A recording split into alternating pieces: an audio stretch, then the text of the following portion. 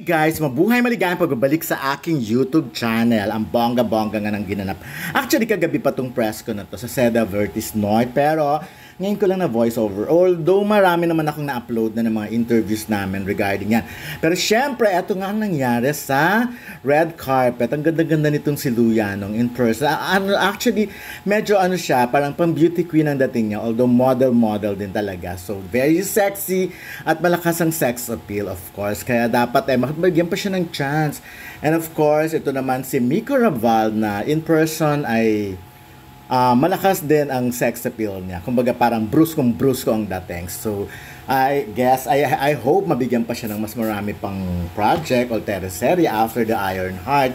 And of course, kwelang-kwela rin syempre nung rumampa na ang mga eto yan, isa sa mga Beth Dancy Lance Pimentel na very, kumbaga yung face niya, sa in person, masarap, very positive ang aura niya. So, and of course, ang isa sa mga dapat ding abangan ngayong 2 weeks na lang ang yung kumbaga finale episode ng The Iron Heart. Ito si Iggy Boy Flores, nakakatawa ang mga kwento niya tungkol sa mga pag nagkukwentuhan daw sila sa breakfast nila, yung kumbaga nagugulat yung mga tao sa mga kwento niya tungkol sa mga sinaksak na si ganito, si ganyan. And ayan, of course, alam niyo ang ganda ng mga ganitong press con, yung event talagang inaayusan ng venue. Talagang big star ang dating once rumampa ka sa red carpet. And of course, ang mahusay na batang actress, si Altair Ruedas, na napakaraming project, remember, sa Dollhouse with Baron Giles there. And of course, kasama rin siya sa a very good girl ni Catherine Bernardo, na ang ganda ng character niya rin doon. So dapat ting panoorin siya doon.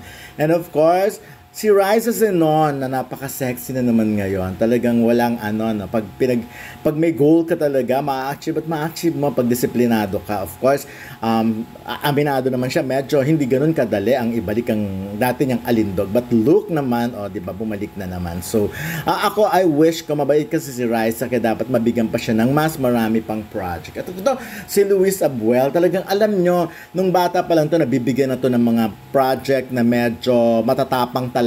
And this time, nakita nyo naman interview ko sa kanya, palaban na rin, although 19 years old na siya, at willing naman siyang gawin ang mga bagay na dapat gawin para makatulong sa kanyang career. Like yung idol niya si Elijah Canlas, na sana ay gano'n.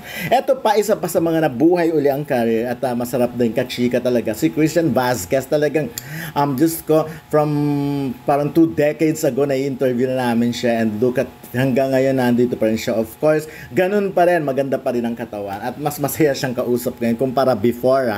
So kasi ngayon talagang all out siya, yung kumbaga parang siya na talaga yung pinapakila. And of course, ang walang kakupas-kupas na si Dimples Romana, kasi diba naiisip ko parang ang hirap tapatan or ang hirap mapalitan yung character niya sa Kadenang Ginto. But look, nakaginto pa rin siya ngayon, diba, nag-gown. Pero ngayon nga, markado yung mga eksena nila ni Christian Vazquez. Sino nga naman magsasabi na sa age nila ngayon ay magkakaroon pa ng love team at sana nga ay masundan pa ng project. And of course, si Jay Cuenca na character, talagang kita niya yan, diba, tumiting sa taas, talagang in character. Si Jake laging ganyan. Pag-aada ng press con, minsan di mo na ito malaman kung sino si Jake o sino yung character niya. Ito talaga nakaka-character na naman siya dito. So, nakakatuwa siya every time yan. Ito talagang ramdam na ramdam ang kanyang pagiging aktor. Talaga, seryoso talaga siya. Talagang hindi ito basta-basta career lang. Kumbaga, ito talaga ang buhay niya. Kaya naman, all out na binibigay niya talaga. And of course, si Richard Gutierrez, na as always, alam mo, kahit na malungkot yata ito isa sa mga walang pinipiling angulo ang kagwapuhan. At ito talaga leading man material talaga siya kasi matangkad at gwapo. And of course, galing sa sa showbiz clan, diba? So, at napakabait ni Richard, may sense kausap at talagang magalang, marespeto. So, ayan, isa yan sa mga gusto kong chinichika, of course. Ang anak ni Tita Annabel Rama at Eddie Gutierrez. Ayan na pumapasok na mga production head, and syempre ang mga direktor, syempre nandiyan na rin. So, rumarampa na rin sila. Eto si Direk Lester Lester Pimentel Ong, isa sa mga mahusay na action director ngayon. Sabi niya nga, saludo siya sa mga kasamahan niya dito, mga artista niya dito. Eto bago lang to si Kay or Kay Kuipers, of course, maganda rin ang kwento ng buhay niya, no? So, naalala ko naman sa kanya, parang sila Monica Herrera nung araw. Ganun na ganun naman yung dating, matangkad din.